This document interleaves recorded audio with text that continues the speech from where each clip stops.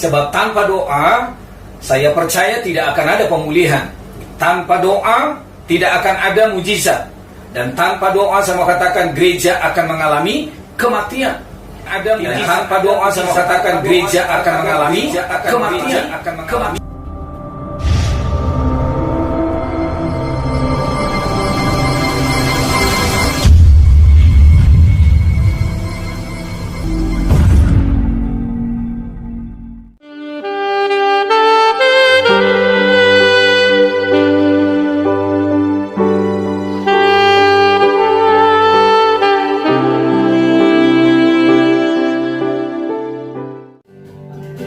Shalom Bapak Ibu Saudara yang kasih dalam Tuhan.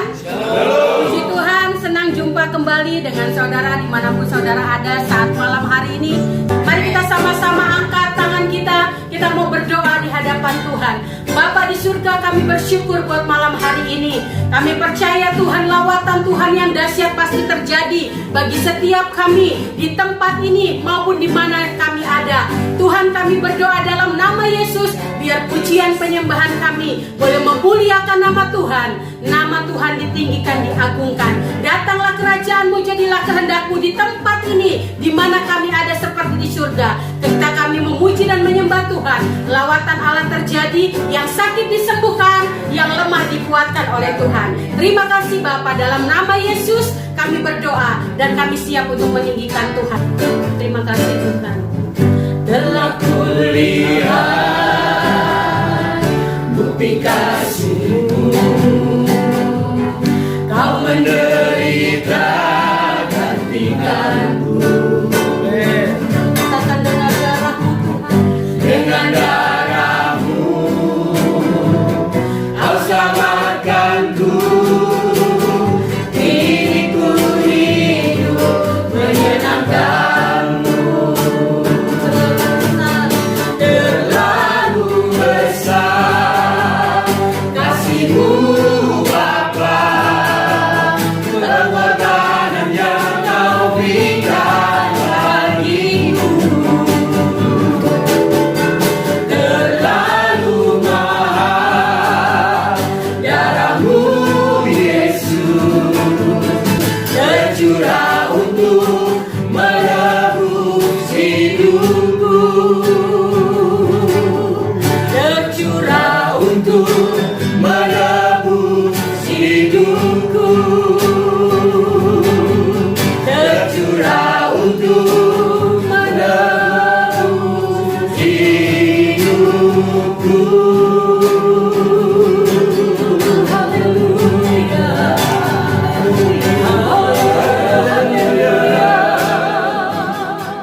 Bapa, kami kembali mengucap syukur Tuhan Yesus karena kasih setia dan kemurahan Bapa surgawi yang menyertai kami sepanjang hari ini Tuhan. Kami bersyukur Tuhan saat ini Bapa. Kami minta kehadiran-Mu di tengah-tengah kami sekali lagi. Biarlah hamba-Mu yang akan menyampaikan kebenaran firman-Mu Tuhan. Engkau urapi dia dengan urapan-Mu yang tanpa batas ini Tuhan. Terima kasih Bapa, terima kasih Tuhan Yesus. Kami mau mendengarkan firman-Mu. Dalam nama Yesus, haleluya. Amin. Baik, Bapak Ibu Saudara yang saya kasih dalam Tuhan, saya menyapa Bapak Ibu Saudara dari tempat ini. Shalom buat kita semua, selamat hari Minggu, selamat beribadah kembali lewat ibadah online kita malam hari ini. Dan saya percaya memasuki minggu yang pertama di bulan yang baru, tahun 2020, saya meyakini setiap kita tetap ada dalam sukacita, damai, sejahtera, bahkan perlindungan dari Tuhan tetap menjaga, memagari, dan melindungi kita semua. Malam hari ini, sebelum kita nanti akan menikmati tubuh dan darah Kristus, kita akan menyatu dengan tubuh dan darah Kristus. Mari kita akan lihat apa yang menjadi tuntunan Tuhan buat kita malam hari ini mengawali bulan yang baru di minggu yang pertama bulan Juni tahun 2020. Dan malam hari ini kita akan berbicara tentang satu tema yang saya percaya inilah yang menjadi kerinduan Tuhan buat kita, yaitu kita harus mempertunangkan generasi ini bagi Kristus Yesus Tuhan. Mari kita mempertunangkan generasi kita menjadi generasi yang akan menjadi mempelai daripada Kristus Tuhan yang tidak bercacat dan tidak bercela di hadapan Tuhan. Kita buka dari Alkitab kita dari 2 Korintus pasal yang ke-11 ayat yang kedua. 2 Korintus pasal yang ke-11 ayat yang kedua, saya akan bacakan buat kita, demikian firman Tuhan. Sebab aku cemburu kepada kamu dengan cemburu ilahi, karena aku telah mempertunangkan kamu kepada satu laki-laki untuk membawa kamu sebagai perawan suci kepada Kristus Tuhan. Nah, Bapak Ibu Saudara yang saya kasih dalam Tuhan, saya menyampaikan kepada kita bahwa apapun status kita sebelumnya, apakah itu sebagai hamba, atau sebagai domba, sebagai sahabat, atau sebagai anak, tetapi yang paling klimaksnya nanti, bahwa setiap kita akan menjadi mempelai wanitanya Tuhan Yesus.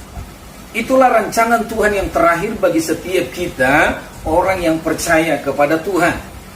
Nah, Alkitab katakan tadi, kita sudah dipertunangkan kepada satu laki-laki, yaitu Tuhan Yesus Kristus. Berapa banyak di antara saudara yang menyaksikan dan mengikuti program ini? Mungkin ada di antara kita, saudara mungkin sedang bertunangan. Atau mungkin kita yang sudah menikah, sebelum kita menikah dulu mungkin kita sempat bertunangan dengan calon suami atau calon istri kita hari ini.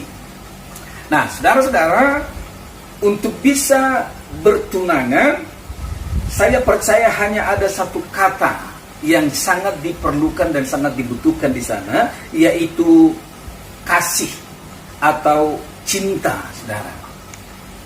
Saya percaya orang yang bertunangan itu, mereka mau, saudaraku, menjalin satu hubungan bahkan sampai kepada pertunangan hingga kepada pesta pernikahan, pasti itu karena sudah diikat dengan satu kata yang namanya cinta atau kasih. Mari kita baca satu ayat dari kitab Kidung Agung pasal yang kedua ayat yang keempat. Apa yang Alkitab ajarkan kepada kita tentang pertunangan, saudara. Kitab Kidung Agung pasal yang kedua, Kidung Agung pasal yang kedua ayat yang keempat. Dikatakan di sana, telah dibawanya aku ke rumah pesta dan panjinya di atasku adalah cinta. Nah, Bapak Ibu Saudara yang saya kasih dalam Tuhan, orang yang layak di rumah pesta atau orang yang dikatakan layak menjadi mempelai adalah orang yang memiliki cinta atau orang yang memiliki kasih. Kalau saya bertanya kepada saudara malam hari ini, berapa banyak di antara kita yang memiliki kasih atau saudara yang cinta kepada Tuhan? Mungkin sebagian besar kita pasti mengangkat tangan kita dan kita berkata bahwa kita cinta kepada Tuhan, kita mengasihi Tuhan. Tetapi pasti ada ukurannya, saudara. Seseorang yang memiliki kasih, yang memiliki cinta, itu pasti ada ukurannya, ada buktinya. Apa buktinya kalau kita berani berkata bahwa kita mencintai Tuhan dan mengasihi Tuhan? Saudara, ada orang yang berkata, aku mencintai Tuhan. Buktinya, saya melayani Tuhan. Saya menjadi seorang pemimpin pujian, sebagai seorang pemain musik, sebagai seorang pendoa. Ya, saya melayani sebagai donatur.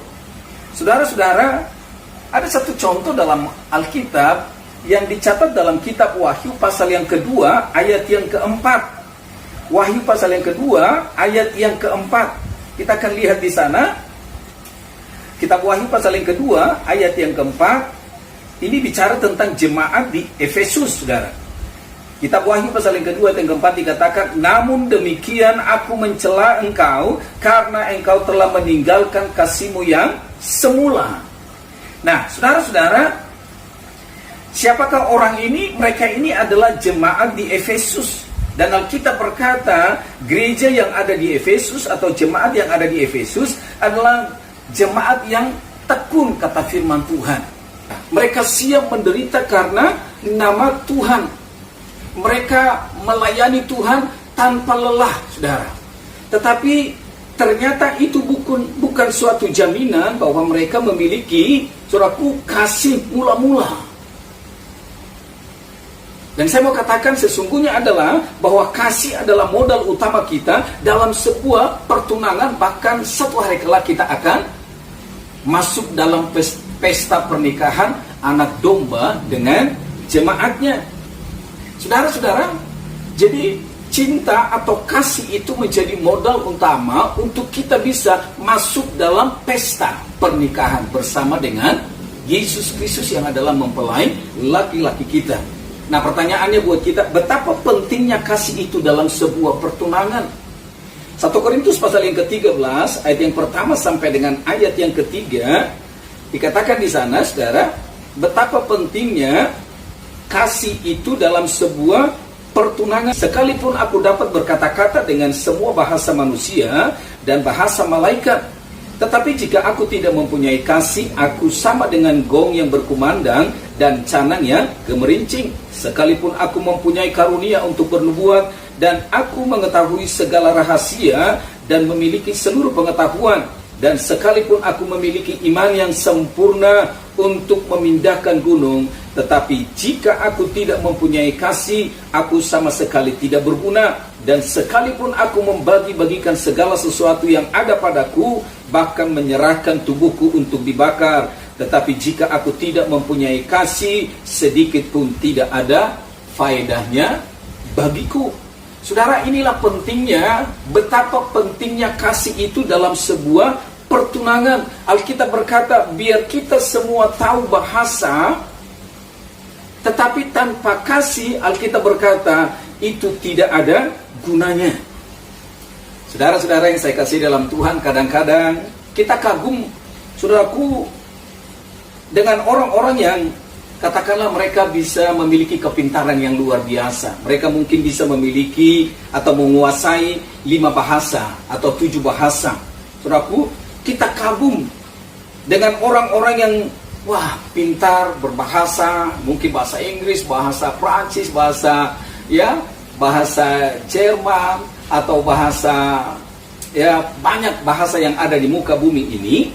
Saudaraku, bahkan mereka mungkin juga pintar bernubuat, saudaraku, pintar khotbah, saudaraku, bagus mereka bernyanyi, memainkan musik. Tetapi Tuhan katakan, biarlah kita kagum, saudaraku, kepada orang yang punya kasih lebih daripada orang yang pandai berbahasa atau berkhotbah ataupun melayani lewat permainan musik dan juga lewat nyanyian pujian mereka. Bahkan dikatakan begini, ada juga orang yang memberi tanpa kasih. Tetapi saudaraku, ada orang memberi karena ingin dihormati, ingin dipuji, ingin disanjung, saudara, dengan motivasi-motivasi yang lain. Seperti yang kita lihat, ada banyak orang menyumbang, apalagi dengan adanya COVID ini. Tetapi ternyata ada yang terselubung dari bantuan mereka, karena mereka kepengen dikenal, pengen dihormati, pengen dihargai, saudara, Saudara-saudara, saya mau katakan bahwa gereja Tuhan di Indonesia yang ada di Jatinegara ada, saudaraku, hanya mau mempertunangkan saudara dan saya supaya kita layak masuk ke rumah pesta dan kita akan masuk dalam perkawinan anak domba bersama dengan jemaatnya. Mari kita pertunangkan generasi ini lewat kubu doa kita, lewat pelayanan kita, saudaraku, supaya sungguh mereka layak menjadi mempelai wanitanya Tuhan Yesus yang tidak bercacat dan tidak bercela di hadapan Tuhan. Nah, pertanyaannya buat kita mengawali bulan yang baru ini, saudaraku, apakah sebenarnya kasih itu, saudara? Apa sih kasih yang dimaksud oleh Tuhan itu? Kalau kita baca dalam 1 Korintus pasal yang ke-13 ini, coba kita baca ayat yang ke-4 sampai dengan ayat yang ke-7. Kita akan lihat betapa pentingnya kasih itu dan apa sebenarnya kasih itu.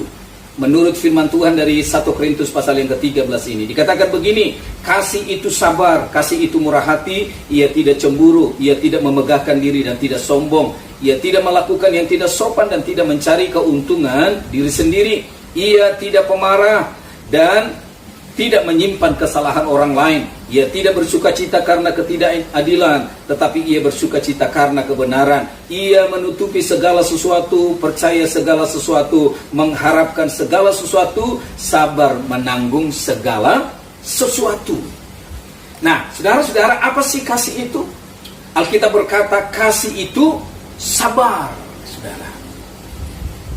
Saudara, saya percaya sebagai orang tua, kita yang sudah berkeluarga, ketika kita masuk dalam rumah tangga, lalu saudaraku, Tuhan mempercayakan ada keturunan di tengah-tengah keluarga kita. Sebagai orang tua pasti senang ketika Tuhan mempercayakan ada keturunan ilahi yang Tuhan percayakan untuk melengkapi kebahagiaan rumah tangga kita. Ketika anak ini lahir, lalu 1 bulan, 2 bulan, anak ini mulai bertumbuh, saudara. Dari yang tadinya dia tidak bisa buat apa-apa, sekarang dia sudah mulai bisa, saudaraku, membalikkan badannya sendiri. Dia sudah bisa tengkurap, dari tengkurap lalu dia bisa bertumbuh kembali, dia mulai bisa merangkak lagi. Dari merangkak dia bisa belajar untuk berdiri. Dari berdiri dia mungkin dia melangkah 1-2 langkah, lalu dia jatuh kembali. Saudara, saya percaya sebagai orang tua kita senang melihat pertumbuhan anak kita sedemikian rupa. Tapi kita merindukan anak itu menjadi anak yang bertumbuh makin hari, makin dewasa. Kalaupun dia jatuh tadi, dia bangkit lagi, jatuh dia bangkit lagi.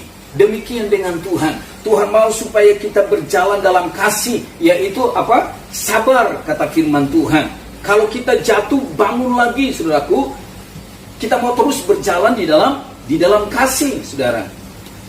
Namanya juga baru belajar, saudara. Seperti anak kecil yang jatuh, dia bangun lagi, tapi dia tetap belajar untuk berjalan terus. Kalau dia jatuh, bangkit lagi, jatuh, bangkit lagi. Dan saudara, saya melihat seringkali kita gagal mengalami mujizat daripada Tuhan karena kita kurang sabar, saudara. Maunya doa-doa kita kalau bisa langsung instan, cepat untuk dijawab oleh Tuhan. Tetapi mari kita sabar. Orang yang hidup di dalam kasih itu, Alkitab berkata, kasih itu sabar, saudara. Yang kedua tadi dikatakan, orang yang berjalan dalam kasih, dikatakan tidak menyimpan kesalahan orang lain, saudara. Jadi kasih itu adalah orang yang berjalan di dalam kasih itu tidak menyimpan kesalahan orang lain dalam hatinya. Ada satu contoh yang bagus dalam Alkitab, namanya Yusuf, saudara. Ya, bagaimana saudara-saudaranya memperlakukan dia, dimasukkan dalam sumur, dijual menjadi budak, lalu dia dipenjarakan karena dia difitnah. Tapi saudaraku, ternyata dalam segala perkara Tuhan itu turut bekerja untuk mendatangkan kebaikan bagi Yusuf ini, saudara. Sekalipun dia mendapatkan perlakuan yang buruk, dan saya percaya itu pun bisa terjadi atas kita karena mungkin orang cemburu kepada kita, karena kita, saudaraku, karena dalam pelayanan, dalam pekerjaan kita, karena diberkati oleh Tuhan. Tetapi saudara dengarkan ini, orang yang berjalan dalam kasih, dia dapat mengontrol hidupnya sama seperti Yusuf ini, saudara. Sama seperti Tuhan Yesus juga, saudaraku, memiliki karakter yang sama. Sebab itu saya mau mengingatkan kepada kita, saudara, mengawali bulan yang baru ini, jangan pernah salah bereaksi kepada pimpinanmu, kepada orang tuamu, kepada saudara-saudaramu, kepada anak-anakmu, ketika saudara mendapatkan pengalaman yang buruk. Kalau tidak, saudara, rencana Tuhan bisa gagal dalam hidup kita. Orang yang hidup di dalam kasih, sekali lagi saya ingatkan kita, tidak menyimpan kesalahan orang lain. Kalau tidak, saudaraku, rencana Tuhan bisa gagal atas kita. Yang berikutnya dikatakan tadi, kasih itu menutupi segala sesuatu, saudara. Bukan menggosip, saudara. Bukan fitnah, ya. Bukan, ngomongin kemana-mana, saudara. Tetapi kasih itu menutupi segala sesuatu. Nah, saya mau mengingatkan kepada rekan hamba-hamba Tuhan, jangan jadikan mimbar, saudaraku, menjadi alat di mana kita menghakimi. Karena kita tidak suka dengan pendeta yang satu, karena kita tidak suka dengan rekan sekerja kita. Nah, seringkali mimbar, saudaraku, digunakan untuk menjadi alat penghakiman karena orang itu tidak senang atau tidak suka dengan seseorang. Saya mau katakan itu tidak alkitabiah. Tetapi kalau khotbah yang kita sampaikan itu penuh dengan kasih, maka saya percaya khotbah itu pasti mengubah seseorang, saudaraku, mengubah hati banyak orang. Saudara-saudara, itulah kasih yang Tuhan inginkan dari kehidupan kita sebagai calon daripada mempelai Kristus, saudara. Saya berdoa supaya kita terus berjalan dalam kasih. Apapun yang terjadi dalam hidup kita, biarlah kasih Tuhan tetap mewarnai setiap kehidupan kita. Nah, pertanyaannya buat kita malam hari ini, Bapak Ibu Saudara yang saya kasih dalam Tuhan, cinta atau kasih seperti apa yang diinginkan oleh Tuhan dari setiap kita mempelai wanitanya Tuhan. Kitab Kidung Agung pasal yang ke-8 ayat yang ke-6 sampai dengan yang ke-7 dikatakan di sana begini, Saudara. Taruhlah aku seperti meterai pada hatimu, seperti meterai pada lenganmu, karena cinta kuat seperti maut, kegairahan gigi seperti dunia orang mati, nyalanya adalah nyala api seperti nyala api Tuhan. Air yang banyak tak dapat memadamkan cinta, sungai-sungai yang tak dapat menghanyutkannya. Sekalipun orang memberi segala harta benda rumahnya untuk cinta, namun ia pasti akan dihina. Nah, inilah cinta yang Tuhan inginkan dari setiap kita mempelai wanitanya Tuhan. Yang pertama adalah Tuhan menginginkan supaya kita memiliki cinta yang kuat. Yang kedua, menurut ayat ini, Tuhan meminta kita supaya kita memiliki cinta yang menyala-nyala. Dikatakan tadi dalam ayat yang ke-6. Lalu yang ketiga dikatakan, cinta yang Tuhan inginkan dari kita adalah cinta yang tidak bisa dibeli dengan apapun juga. Nah, malam hari ini kita akan bahas mengawali bulan ini satu poin, dan minggu depan kita akan sambung lagi poin yang kedua dan juga poin yang ketiga. Nah, poin yang pertama, cinta yang Tuhan inginkan dari kita adalah cinta yang kuat. Saudaraku, Mazmur pasal 63 ayat yang kedua, apa buktinya kalau seseorang itu memiliki cinta yang kuat? Saya bacakan satu ayat buat kita dari Mazmur pasal yang ke-63 ayat yang kedua, Saudara. Mazmur 63 ayat yang kedua. Dikatakan oleh firman Tuhan di sana, dikatakan begini, ya Elohim, engkaulah Elohimku. Aku mencari engkau, jiwaku haus kepadamu, tubuhku rindu kepadamu, seperti tanah yang kering dan tandus tiada berair. Saudara-saudara, inilah buktinya kalau seseorang itu memiliki cinta yang kuat kepada Tuhan. Apapun akan kulakukan. Karena apa? Karena cintaku kuat kepada Tuhan. Saudaraku, ada ungkapan, ada satu ungkapan yang tercetus yang dia nyatakan, saudaraku, lewat perkataannya, lewat ungkapannya, dan itu selalu disertai dengan tindakan. Dengan kata lain, apapun akan dia lakukan karena begitu kuat cintanya kepada Tuhan. Saudara baca dalam Mazmur pasal yang ke-84 ayat yang ketiga, inilah tindakan daripada seorang Daud karena dia mencintai Tuhan. Mazmur 84 ayat yang ketiga dikatakan begini, jiwaku hancur karena merindukan pelataran-pelataran Tuhan. Hatiku dan dagingku bersorak-sorai kepada Elohim yang hidup. Saudara-saudara, kalau saudara baca ayat ini, bagaimana Daud itu merindukan pelataran Tuhan karena cintanya kepada Tuhan. Saudara, saya mau sampaikan buat kita begini, orang yang cinta akan Tuhan, saya percaya orang itu selalu merindukan akan pelataran Tuhan. Dia akan selalu berkata, kapan lagi ibadah, kapan lagi puasa, kapan lagi ibadah online, ya. Selalu ada kerinduan dan ungkapan-ungkapan untuk selalu ingin ketemu dengan Tuhan, ingin selalu masuk dalam hadirat Tuhan. Kenapa, saudara? Karena di dalam hadirat Tuhan ada kepuasan, dalam hadirat Tuhan ada kekuatan, ada kebahagiaan yang dia dapatkan. Karena apa? Karena dia ketemu dengan kekasihnya, saudara. Sebab itu saya memotivasi dan mendorong kita mengawali minggu yang pertama ini. Apapun pergumulan, persoalan saudara, mungkin saudara sedang bergumul dengan usaha, dengan pekerjaan, dengan kesehatan, atau mungkin dengan keuangan saudara. Tetapi saya mau katakan begini buat kita, kalau kita datang karena kita cinta sama Tuhan, maka saya percaya apa yang tidak pernah kita lihat, yang tidak pernah kita dengar, yang tidak pernah timbul di dalam hati kita, semua itu pasti Tuhan sediakan bagi setiap kita. Jangan datang kepada Tuhan karena engkau ingin sembuh, karena engkau ingin diberkati oleh Tuhan. Saudara, orang dunia juga hal yang sama, itu juga yang dia lakukan, saudara. Tapi setiap kali kita datang sama Tuhan karena kita cinta, karena kita mengasihi Tuhan, maka saya percaya saudara, kita akan melihat mujizat pertolongannya, saudaraku, akan dinyatakan dalam setiap hidup kita. Mari malam hari ini, sebelum kita menikmati tubuh dan darah Kristus. Biarlah setiap kita mengawali minggu yang baru, di bulan yang baru, kita datang kepada Tuhan.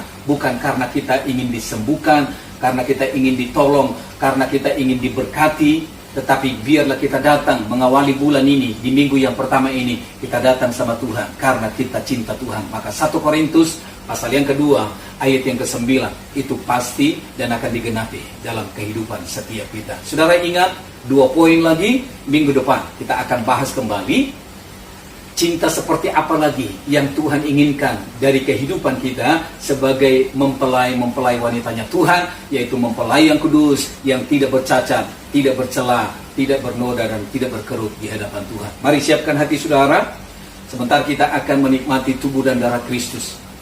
Buka hati saudara di hadapan Tuhan. Saya percaya ketika tubuh dan darah Kristus ada dalam hati kita dan kita ada di dalam Kristus, maka kita akan melihat kuasa dan pengurapannya. Langit di atas kepala kita terbuka sehingga kemuliaan dan kuasanya dinyatakan.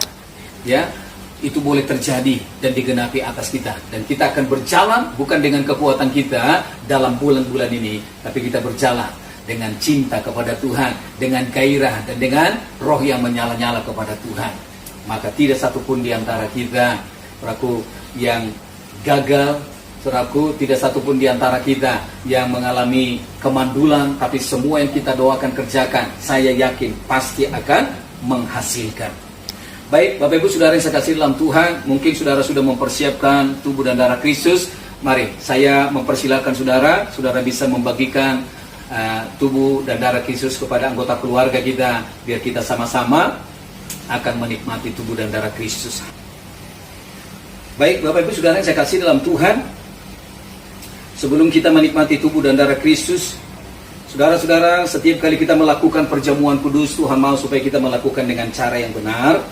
Mari, kalau ada di antara saudara yang mungkin hari-hari ini saudara menyimpan sesuatu yang tidak berkenan di hadapan Tuhan, entah itu kebencian, entah itu kemarahan, entah itu, saudaraku, hal-hal yang tidak benar, yang tidak menyenangkan hati Tuhan, jangan tutupi dosa, tapi mari kita akui, supaya waktu kita makan dan minum tubuh dan darah Kristus, itu tidak mendatangkan kelemahan, sakit, penyakit, tetapi mendatangkan mujizat, kesembuhan, bahkan berkat Tuhan turun dan mengalir atas setiap kita. Terima kasih Bapa di sorga, makasih Tuhan. Mari saudara kita angkat tubuh dan darah Kristus yang ada di tangan kanan kita, mewakili seluruh jemaat Tuhan, bahkan semua anak Tuhan. Layakkan setiap kami umat-Mu, ampuni segala dosa dan pelanggaran kami. Kalau Tuhan dapati ada sesuatu yang tidak berkenan, biarlah darah Kristus menguduskan dan menyucikan setiap kami. Kekasih-kekasih Tuhan, mari dengarkan firman Tuhan sebelum kita menikmati tubuh dan darah Kristus ini. Firman Tuhan berkata, sebab apa yang telah kuteruskan kepadamu telah aku terima dari Tuhan, yaitu bahwa Tuhan Yesus pada malam waktu ia diserahkan mengambil roti. Mari kita angkat tubuh Kristus yang ada di tangan kita. Dan sesudah itu ia mengucap syukur atasnya, ia memecah-mecahkannya dan berkata, inilah tubuhku yang diserahkan bagi kamu, perbuatlah ini menjadi peringatan akan aku. Saudara-saudara, bukankah tubuh Kristus yang kita pecah-pecahkan ini adalah persekutuan kita dengan tubuh Kristus? Mari kita makan bersama-sama dalam nama Tuhan Yesus.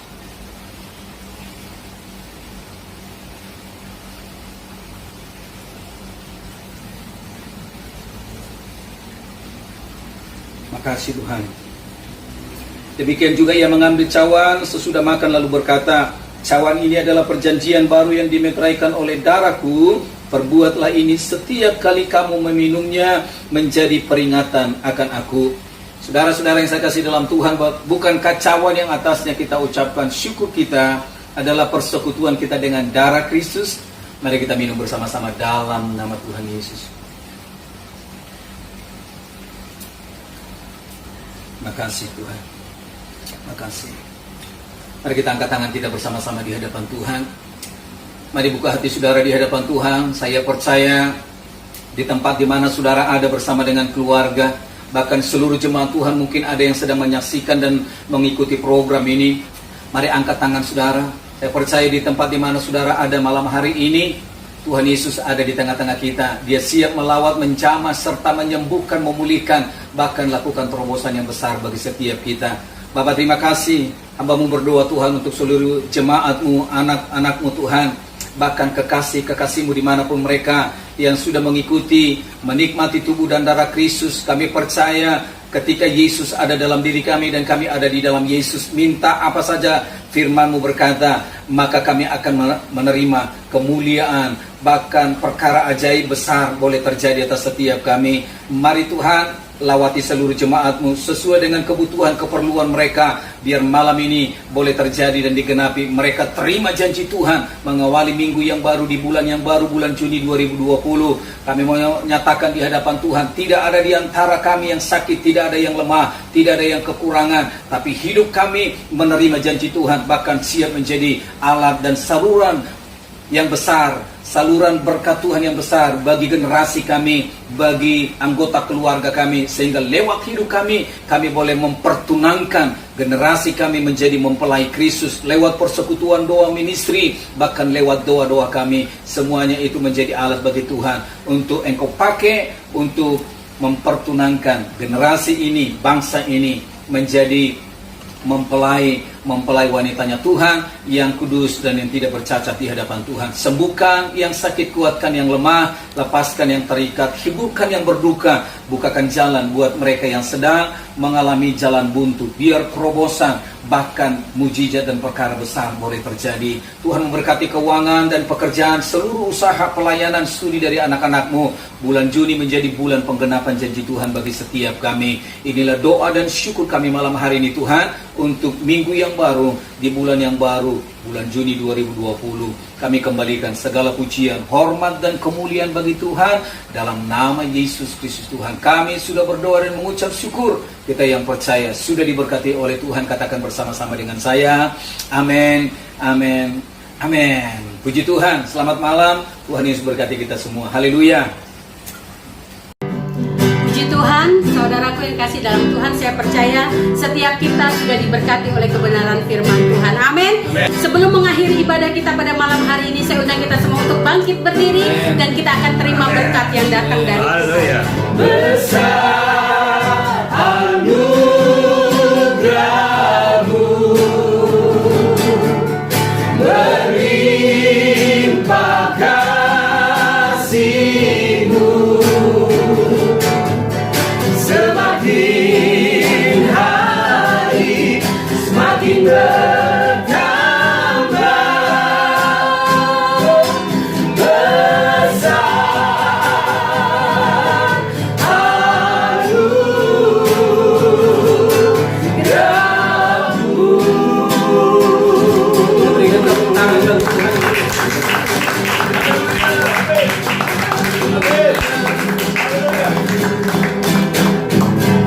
Bapak terima kasih, sempurnakanlah seluruh doa, pujian dan penyembahan kami, biar itu menjadi satu persembahan yang berbau harum di hadapan Tuhan. Dan sebentar anak-anak-Mu akan pulang dan mereka siap untuk menerima berkat dari Tuhan.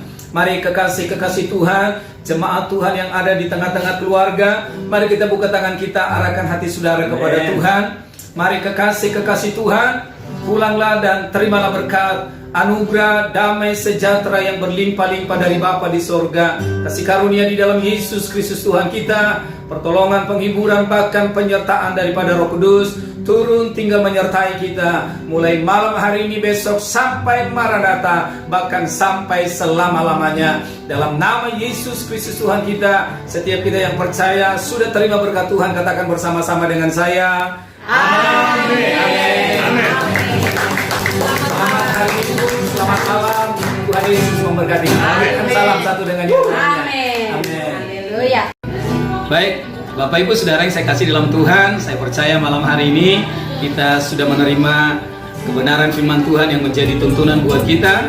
Bahkan malam ini juga kita sudah menyatu dengan tubuh dan darah Kristus. Kita sudah makan dan minum tubuh darah Kristus. Kita terima pengurapan. Saya percaya dengan kekuatan, bahkan dengan kuasa dan pertolongan dari Tuhan, kita sanggup menjalani minggu-minggu ke depan bersama dengan Tuhan. Sebelum kita mengakhiri ibadah kita malam hari ini, kami akan menyampaikan satu pengumuman buat kita. Masih tetap mengikuti himbauan dari pemerintah. Sampai dengan hari ini kita masih tetap bekerja dari rumah, belajar dari rumah, termasuk beribadah masih dari rumah. Dan minggu depan kita sudah masuk di minggu yang kedua bulan Juni. Kita masih tetap ibadah online. Saudara dukung tetap dalam doa supaya ibadah yang kita buat untuk minggu-minggu depan boleh berjalan seperti yang Tuhan mau, bahkan menjadi berkat bagi banyak orang. Baik, atas nama Gembala dan seluruh jemaat Tuhan mengucapkan terima kasih untuk Ibu Yuni, bahkan pimpinan Koping Kotet yang boleh menyediakan tempat ini bagi kami, untuk kami boleh menaikkan pujian penyembahan dari tempat ini. Kiranya Tuhan Yesus memberkati. Dan saya kira itu saja Bapak Ibu Saudara pengumuman yang perlu kami sampaikan buat kita. Sampai ketemu kembali di minggu yang akan datang dalam ibadah online kita. Dan kami menyapa Bapak Ibu Saudara, selamat malam, selamat hari Minggu. Tuhan Yesus berkati kita semuanya. Shalom.